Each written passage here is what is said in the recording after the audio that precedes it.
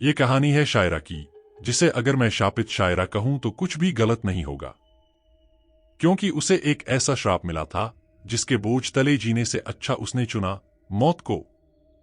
अब हर दिन एक नए मर्द से संभोग की पीड़ा कोई कैसे झेल सकता है। मैं पिछले 10 साल से भूत, पिशाच और काले शक्तियों पर रिसर्च कर रहा हूं, पर जो हाल मैंने शायरा का देखा, उसके बाद मैं यही कहूंगा कि ऐसा किसी और के साथ न हो। बात तब की है जब शायरा अपने कॉलेज के पहले साल में थी। रंग सांवला और चेहरे पर चेचक के निशान, जिसे देखकर कोई भी अपनी नजरें फेर ले। कॉलेज में स्टूडेंट से लेकर लगभग हर प्रोफेसर तक शायरा को इग्नोर करते थे, जिस वजह से वह भीड़ में भी खुद को काफी अकेला महसूस करती थी। पर उसके शरीर की बनावट ऐसी थी जिसे देख हर मर्द का जी मचल जाए। पर उसका चेहरा देख कोई मर्द उसे अपने करीब नहीं आने देता, बस यही कहता, क्या फायदा इतने आकर्षक शरीर का जब शक्ल ही भूतों वाली है। शायरा को अब खरी खोटी सुनने की आदत हो गई थी। वो किसी की बातों का कुछ जवाब नहीं देती, बस क्लास के कोने में बैठ अपने प्यार रोनी को छुप छुप कर देखा करती। पर दाग से भरे चेहरे के कारण उसे अपनी दिल की बात कहने में डर लगता था। फिर एक दिन पता नहीं कैसे पर क्लास की बाकी लड़कियों को भी पता चल गया कि शायरा रोनी को पसंद करती है, जिसके बाद उन्होंने शायरा को घेर लिया और उसकी बुली करने लगे। कोई उसके शक्ल पर ताना मारता तो कोई उसकी फूटी किस्मत को कोसता। इतने में भीड़ से थोड़ा हटके खड़ा रोनी भी बोल पड़ता है, पता नहीं इसने कैसे सोच लिया कि मैं इससे प्यार करूंगा। अपने प्यार से ये बात सुन शायरा का दिल टूट गया। उसका प्यार आंसू बन उसकी आंखों से बहने लगा था। जब शायरा से बर्दाश्त नहीं हुआ तो वो सबसे बचती हुई सीधे लाइब्रेरी की तरफ भाग गई और एक कोने में बैठ सिसक सिसक कर रोने लगी। उस वक्त मैं लाइब्रेरी से अपने लिए कुछ बुक्स लेकर निकल ही रहा था कि इतने में मुझे किसी के सिसकने की आवाज आई। मैं जब उसके पास पहुंचा तो देखा शायरा अपने आंसुओं में सराबोर हो रखी है। उस वक्त लाइब्रेरी में कोई नहीं था, इसलिए मैंने पहले उसे शांत कराया, जिसके बाद उससे रोने की वजह पूछी। मेरे इस एक सवाल पर शायरा ने अपना सारा दुख मेरे सामने रखते हुए कहा, आखिर मेरे साथ ही ऐसा क्यों होता है और मेरे चेहरे पर ही ऐसे दाग क्यों है? क्यों ऊपर वाले ने मुझे इतना बदसूरत बनाया है? क्यों? काश मैं ये सब कुछ बदल पाती तो सब मुझसे भी प्यार करते। शायरा की बात सुन मैंने उसे संभालते हुए कहा, अब इस बात का जवाब तो तुम्हें कर्ण पिशाचिनी ही दे सकती है, बाकी तुम्हें इन बातों पर ध्यान नहीं देना चाहिए, क्योंकि लोग दिल से सुंदर होने चाहिए, चेहरे से नहीं। मैंने उसे इतना कुछ कह दिया पर शायरा का सारा ध्यान बस उस कर्ण पिशाचिनी पर ही था, जिसे सुन उसने मुझसे दोबारा पूछा, क्या सच में कर्ण पिशाचिनी मेरे सभी सवालों का जवाब दे सकती है? हाँ, कर्ण पिशाचिनी भूतकाल से वर्तमान तक के सभी सवालों का जवाब दे सकती है, पर उसकी सिद्धि बहुत ही कठिन होता है, जो तुम जैसे बच्चों के बस की बात नहीं है।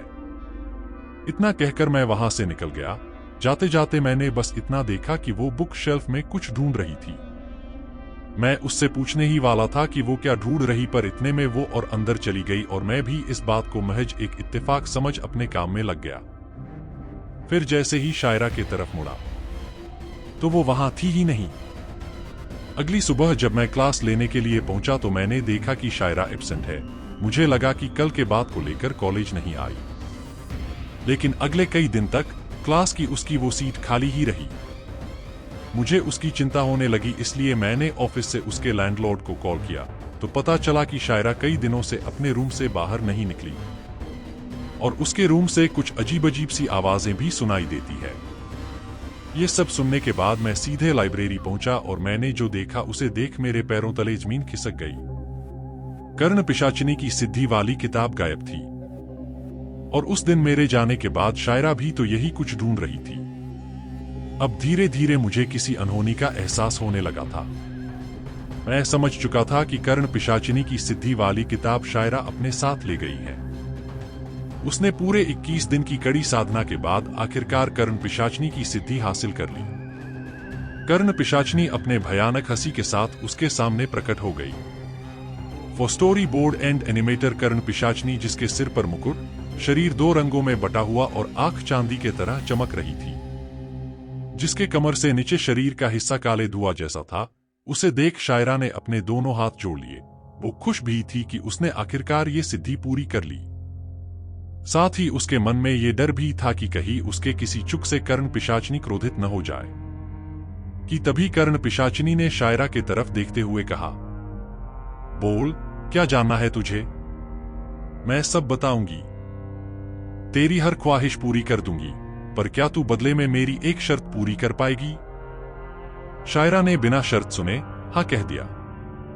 उसके बाद उसने अपने सारे सवाल उससे पूछ लिए, जिसका जवाब उसने शायरा को दे दिया। और फिर जाते जाते कहा, सदियों बाद कोई मुझे साधने में सफल हुआ है। जा, अब मेरी शक्तियां तुझ में है। चुपचाप अभी सो जा, सुबह उठते ही तेरी तकदीर बदल जाएगी। लेकिन उस शर्त को हमेशा याद रखना, नहीं तो सब खत्म हो जाएगा। सब खत्म। इतना कहते ही कर्ण पिशाचिनी हवा में विलुप्त हो गई। अगली सुबह जब शायरा पूरे 21 दिन बाद कॉलेज आई तो उसे देख सबके होश उड़े के उड़े रह गए, क्योंकि जिस सांवला रंग और चेहरे पर दाग की वजह से सभी उसका मजाक उड़ाया करते थे, अब उसका कहीं नामो निशान नहीं था। वो सिर से लेकर पांव तक अजंता की मूरत लग रही थी, जिसकी खूबसूरती पर कोई भी मोह जाए। अब तक जो उससे नजरें फेरते रहते थे, वो अब शायरा के एक झलक पाने को बेताब रहने लगे।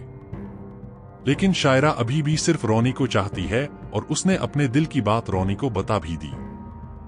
रोनी भी अब उसके खूबसूरती को मना नहीं कर पाया और दोनों साथ साथ एक कपल की तरह रहने लगे।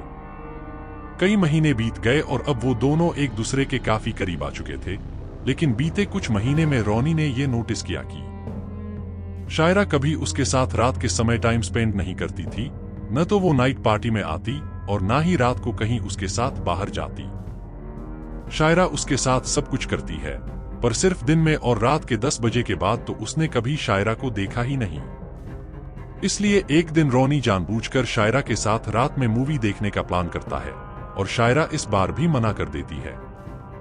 इस पर रोनी शायरा से पूछता है, आखिर तुम रात को मेरे साथ क्यों नहीं रहना चाहती?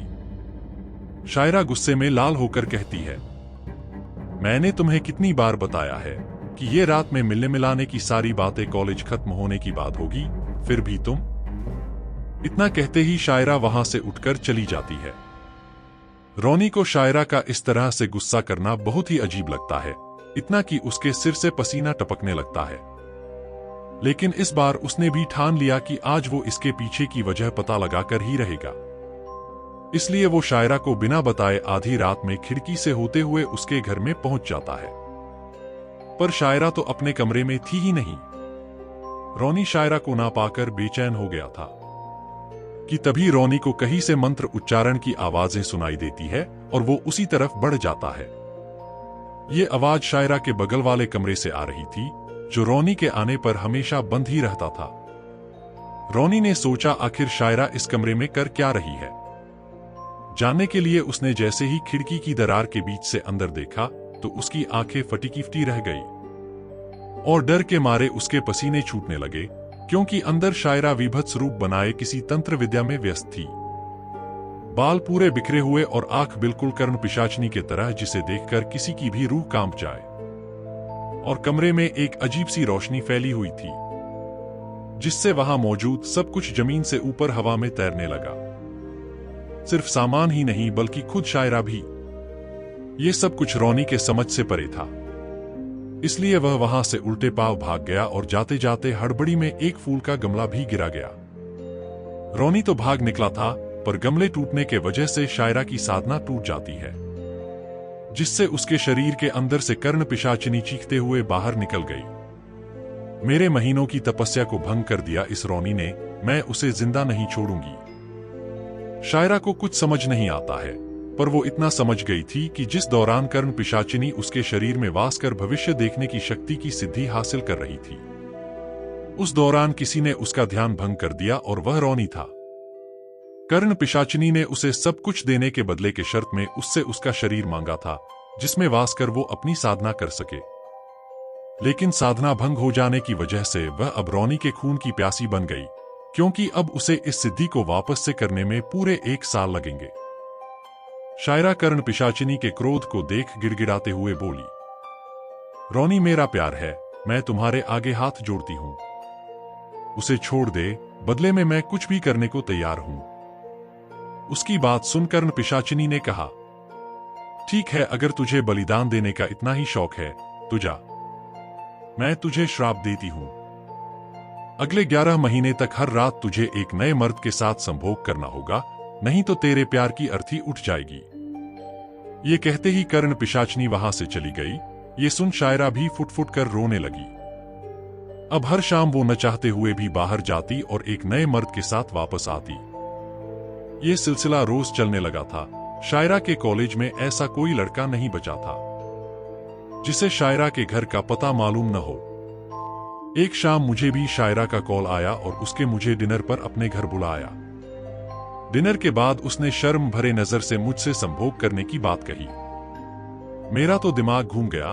पहले तो मैं गुस्सा हो गया, पर उसे फूट फूट कर रोता देख मेरा दिल पिघलने लगा। इसलिए मैंने उसे संभाला और उससे बात की। फिर उसने मुझे वो सब बताया जो उसके साथ घट रहा था। उसने ये भी बताया कि रोनी उससे ब्रेकअप कर चुका है, क्योंकि शायरा उसे कोई काला जादू करने वाली लगती है। पर आज भी शायरा सिर्फ उसके जान की सलामती के लिए हर रात खुद को नीलाम करती है। और आज मेरी बारी है। जैसे जैसे बात भूत पिशाच की होने लगी तो मैं उसकी सारी बातें रिकॉर्ड करने लगा।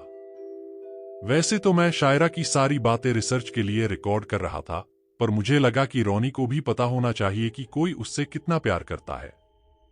इसलिए मैंने उसे ये रिकॉर्डिंग भेज दी और बिना उसके साथ कुछ किए वहां से निकलने लगा। जाते जाते मैंने शायरा से कहा, घबराओ मत, हिम्मत रखो, तुम जितना डरोगी वो तुम्हें उतना ही डराएगी। तुमने जहां से ये सब शुरू किया उसे एक बार फिर से खंगालो, कुछ न कुछ जरूर मिलेगा। मैं उसकी कोई मदद नहीं कर सकता था और ना ही मैं उसके मजबूरी का फायदा उठाना चाह रहा था। इसलिए मुझे वहां से निकल जाना ही ठीक लगा। मेरे जाने के बाद शायरा ने कर्ण पिशाचिनी की सिद्धि वाली किताब निकाली और उसे पढ़ने लगी। उसने किताब के पन्ने पलटे ही थे कि तभी बाहर तेज हवाओं के साथ बिजली कड़की। शायरा तेजी से पन्ने पलटते जा रही थी।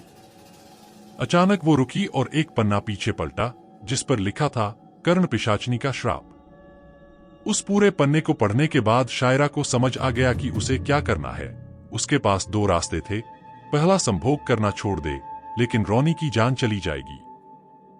दूसरा, अगर वो रोनी की जान बचाना चाहती है तो उसे खुद की जान देनी होगी। शायरा रोज रोज के संभोग के पीड़ा से बचना तो चाहती थी, पर उसके लिए वो रोनी को मरने नहीं दे सकती थी।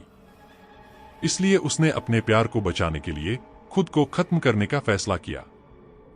घड़ी में 12 बजने ही वाले थे, पर उससे पहले शायरा को कर्ण पिशाचिनी को अपनी बलि देना था ताकि इन सभी चीजों से मुक्ति मिले। इसलिए शायरा चाकू से अपनी नस काट ही रही थी कि इतने में वहां कर्ण पिशाचिनी आ गई और दूसरी तरफ दरवाजे पर रोनी खड़ा था। कर्ण पिशाचिनी बोली, ये गलती मत कर, तुझे जिंदा रहना होगा। तू इस तरह अपनी जान नहीं दे सकती। उधर रोनी बार बार डोरबेल बजा रहा था।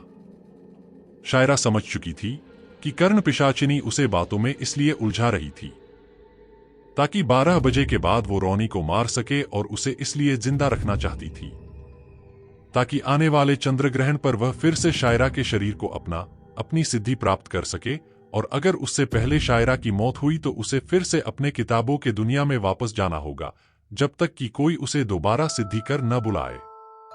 इसलिए शायरा ने खुद को खत्म करना ही सही समझा। बाहर रोनी बार बार दरवाजे पर धक्का दे रहा था ताकि किसी भी तरह वह दरवाजा तोड़ अंदर आ सके। इधर कर्ण पिशाचिनी जोर जोर से चीखी जा रही थी। इतने में शायरा की नजर घड़ी पर गई जिसमें 12 बजने में सिर्फ 1 मिनट बचे थे। रोनी किसी भी तरह दरवाजा तोड़ने में कामयाब हो गया और अंदर आ गया। उसके अंदर आते ही कर्ण पिशाचिनी उसके तरफ बढ़ी और अपने हाथ से उसके गले को पकड़ लिया। पर इससे पहले कि वो रोनी को कोई नुकसान पहुंचा पाती, शायरा ने खुद की नस काट ली। शायरा के नस काटते ही कर्ण पिशाचिनी ऐसे चिल्लाने लगी जैसे कोई उसे जिंदा जला रहा हो। उसका पूरा शरीर काले धुएं में बदल गया और वो वापस उसी किताब में समा गई।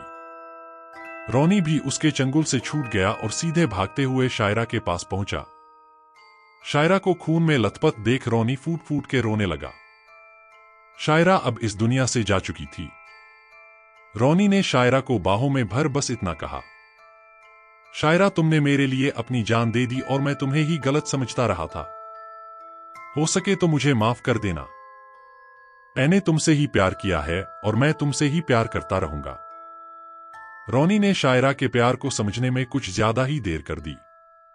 कहते हैं शायरा की आत्मा आज भी मुक्त नहीं हुई और वो आज भी उस किताब की निगरानी करती है ताकि कल को कोई और कर्ण पिशाचिनी के श्राप को ना भोगे।